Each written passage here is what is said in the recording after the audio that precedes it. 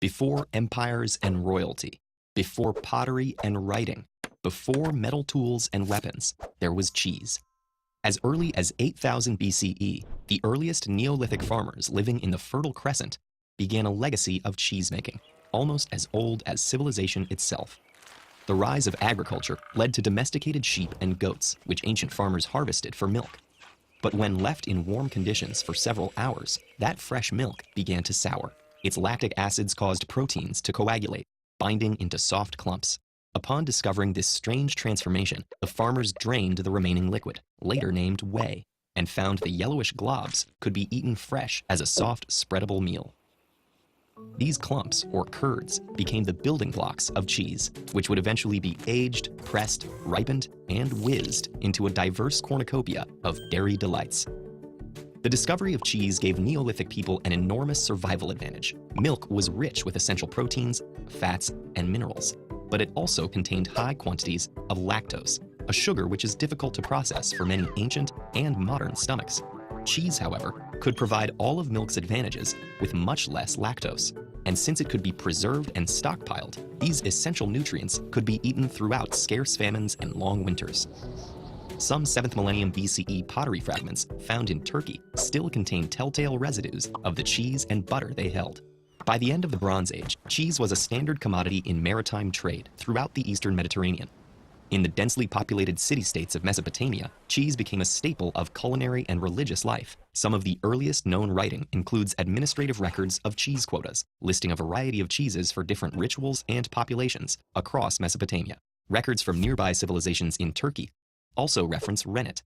This animal byproduct, produced in the stomachs of certain mammals, can accelerate and control coagulation. Eventually, this sophisticated cheese-making tool spread around the globe, giving way to a wide variety of new, harder cheeses. And though some conservative food cultures rejected the dairy delicacy, many more embraced cheese and quickly added their own local flavors. Nomadic Mongolians used yak's milk to create hard, sun-dried wedges of buaslag. Egyptians enjoyed goat's milk cottage cheese, straining the whey with reed mats. In South Asia, milk was coagulated with a variety of food acids, such as lemon juice, vinegar, or yogurt, and then hung to dry into loaves of paneer. This soft, mild cheese could be added to curries and sauces, or simply fried as a quick vegetarian dish. The Greeks produced bricks of salty, brined feta cheese, alongside a harder variety similar to today's pecorino romano. This grating cheese was produced in Sicily and used in dishes all across the Mediterranean.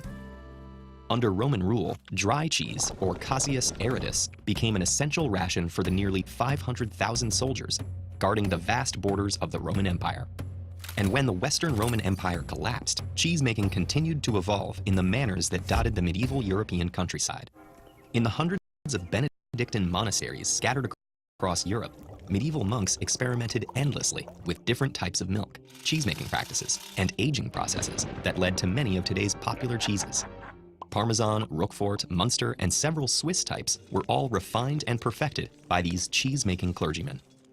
In the Alps, Swiss cheesemaking was particularly successful, producing a myriad of cow's milk cheeses. By the end of the 14th century, Alpine cheese from the Gruyere region of Switzerland had become so profitable that a neighboring state invaded the Gruyere highlands to take control of the growing cheese trade. Cheese remained popular through the Renaissance, and the Industrial Revolution took production out of the monastery and into machinery. Today, the world produces roughly 22 billion kilograms of cheese a year, shipped and consumed around the globe. But 10,000 years after its invention, local farms are still following in the footsteps of their Neolithic ancestors, handcrafting one of humanity's oldest and favorite foods.